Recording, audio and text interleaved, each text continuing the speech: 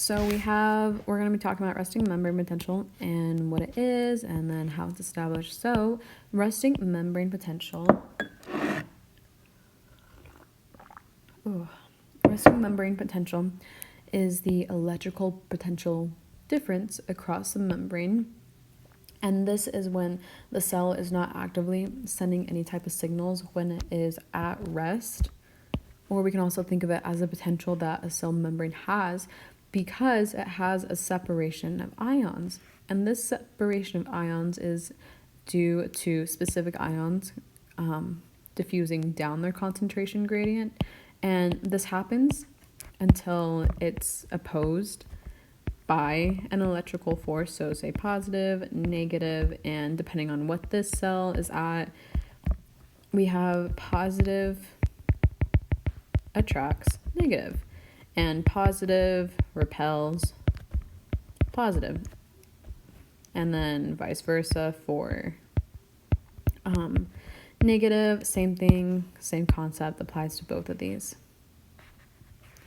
And then how resting membrane is established, we could say that one of the first ways it's established, my gosh,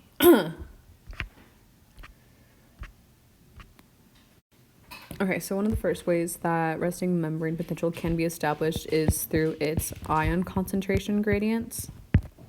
So basically what this means is that the cell maintains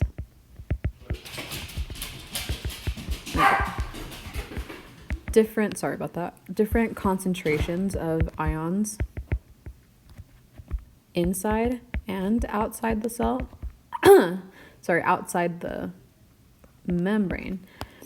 And some of the ions that do affect the resting membrane potential would be calcium, sodium, potassium,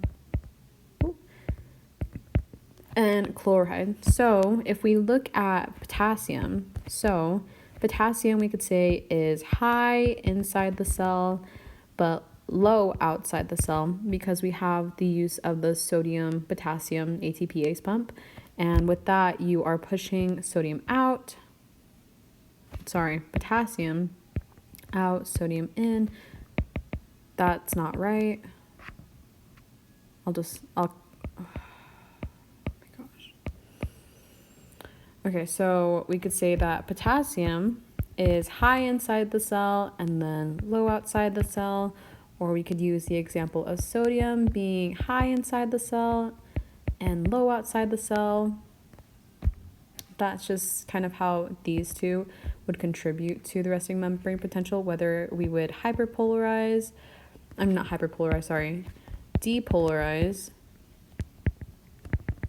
or repolarize. But anyways, that's kind of besides what we're talking about in this moment.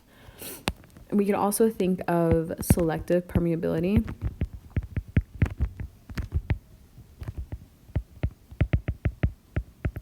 Of the membrane. So the membrane is more permeable to potassium than any other ions because it has a leak channel. And with these leak channels, that means that they're, I don't know what I was doing, always open, which means they can either go inside the cell or they can go outside the cell. And with potassium, Autumn, come here. Potassium tends to diffuse, it diffuses outside of the cell, and let's do out of cell and down its concentration gradient. Which means that as potassium, let's say, leaves the cell, we get more positive out here, but it's leaving behind this negative charge because it can't leave the cell membrane. So the movement across, so basically this movement right here is what is creating a negative charge inside the cell, you could say. So that is how selective permeability of the membrane would affect resting membrane potential. And then we also have the sodium ATPase pump, which contributes to up here. So sodium ATPase. My handwriting is so bad. I'm so sorry you have to deal with this. So sodium ATPase pump. So with this pump, we have Autumn, come here. Autumn, you're fine. Come here. We have sodium wanting to leave the cell. So 3 sodium being pumped out, 2 potassium going in. And the only way that this is able to happen is through the use of an ATP pump, which is energy essentially, and how these ions are transported either in or out of the cell. And this pump is what is helping to maintain this ion gradient.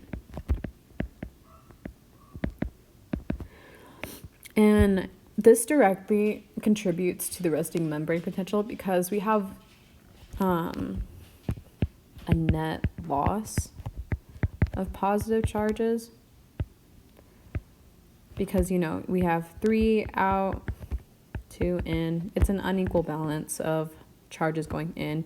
But the reason that this happens, why we only have 3 out and 2 going in, is because it helps to sustain the potassium gradient. So we could say that it helps maintain, helps to maintain the potassium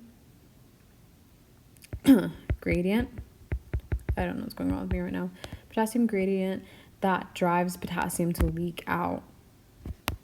And then 4, another reason of like how this can overall contribute to, contribute to the resting membrane potential would be our Nernst potential. And the Nernst potential is, why am I blinking? E is X. Oh my gosh. I don't know what is going on with me right now. Which is equal to negative 61.45 times log first going X outside the cell, and then ion going inside. And the way that the Nernst potential can help to contribute to establishing the resting membrane potential is because when, let's say, RMP is somewhat close to the equilibrium of potassium, we can say that potassium is overall dominating the resting membrane potential. Well, not that, it's not, oh my gosh, that was so poorly worded. Potassium has the greatest effect on resting membrane potential because it can lead to the cell to hyperpolarize. But the resting membrane potential is actually a bit more positive than potassium. Potassium, I believe, would be negative, oh no, what is it? Potassium is equal to negative 90 millivolts, and then we also have sodium, which is equal to positive 60 millivolts. And we have, our resting membrane potential. I actually don't know if I said this. Resting membrane potential sits around negative 70 millivolts, which is pretty similar to our potassium equilibrium.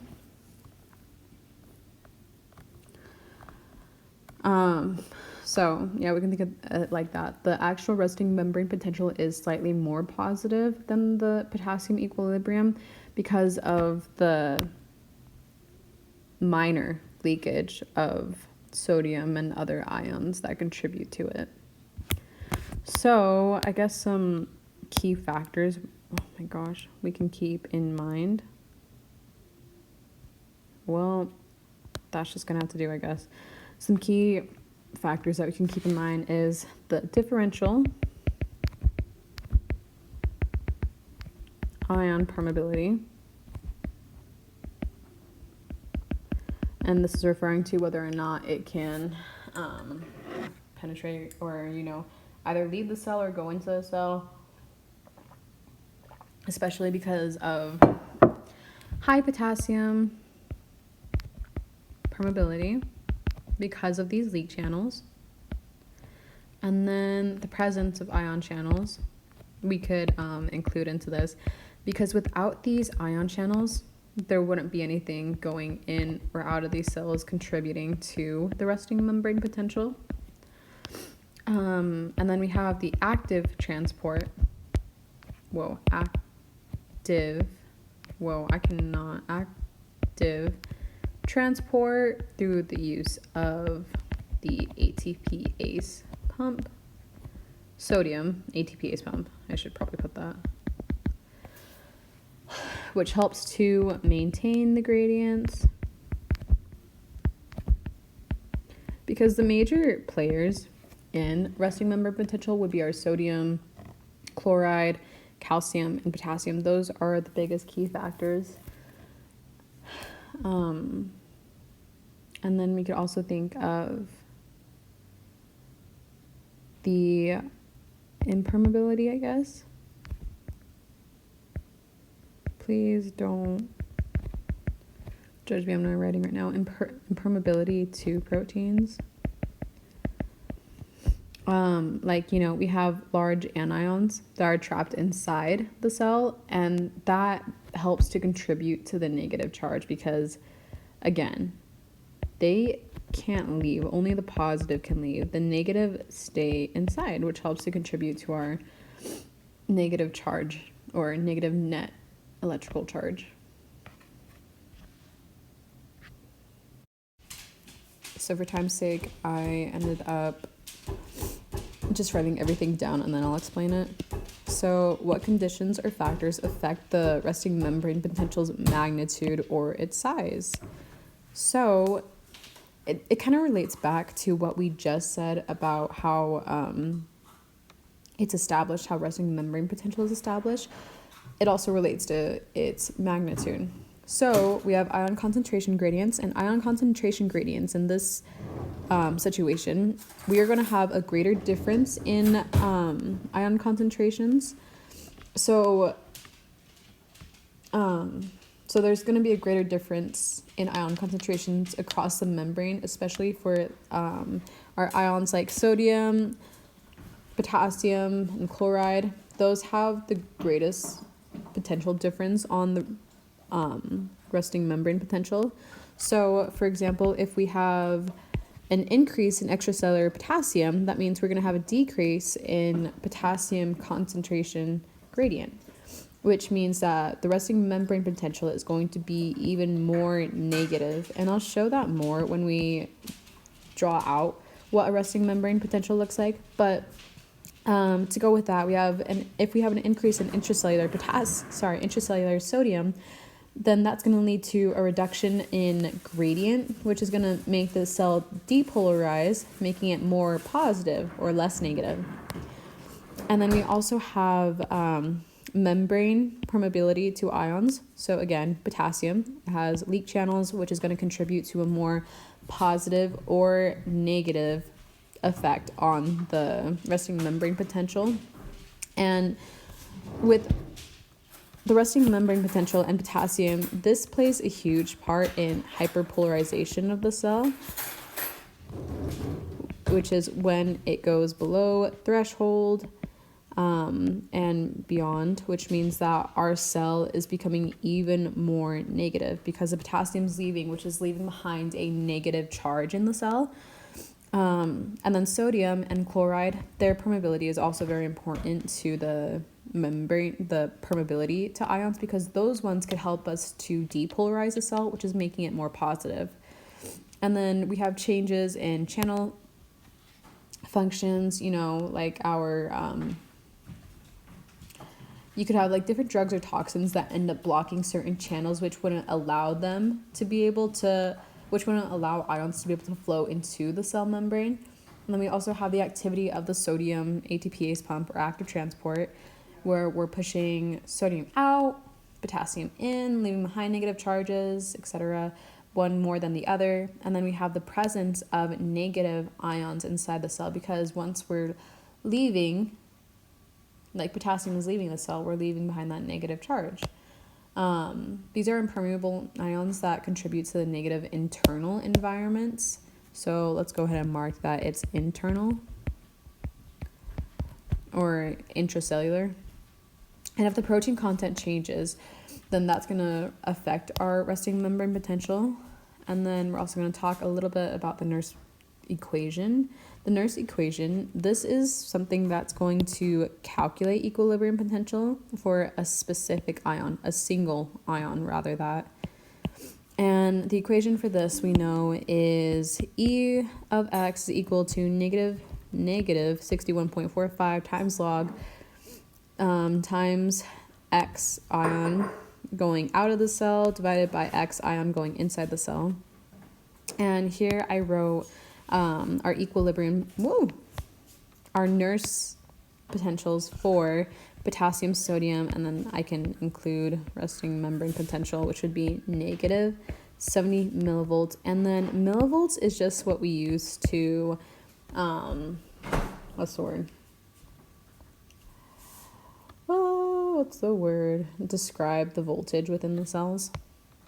And then another way that we can rephrase what the Nernst equation is that showing how much that ion wants to influence the membrane potential, so it's just a single ion that the Nernst equation is calculating for. But once we find the Nernst equation for that specific ion, then we can contribute that to the resting membrane potential, which has multiple ions influenced within it. And that affects our resting membrane potential and the magnitude of it. And then we also have driving force, which is dF, driving force, which is equal to Vm, membrane potential minus equilibrium. And yeah, so let's say we have the membrane potential at negative 70 millivolts for potassium. That means that potassium is going to want to exit the cell. So potassium is going to want to exit the cell, which is creating an outward current. And then let's say for sodium, we apply the same type of concept where the voltage membrane is what its equilibrium is at, which is positive 60 millivolts. And then that means sodium is going to be entering the cell, leaving that as an inward current. Okay, I'm going to try to make this as quick as possible because it hurts to talk. So we have this chart right here, and you'll see right here, we have this little bump. And this is going to be referred to as when a stimulus causes a graded potential and the ligand-gated cation channels open. So this is a graded potential. And what this means is that they're always going to proceed into an action potential. So right here we see that, let me go ahead and label this real quick actually. So right here we have threshold, which is the point we need to reach in order to cause an action potential. But right here, this would be considered our graded potential because it hasn't quite hit threshold yet.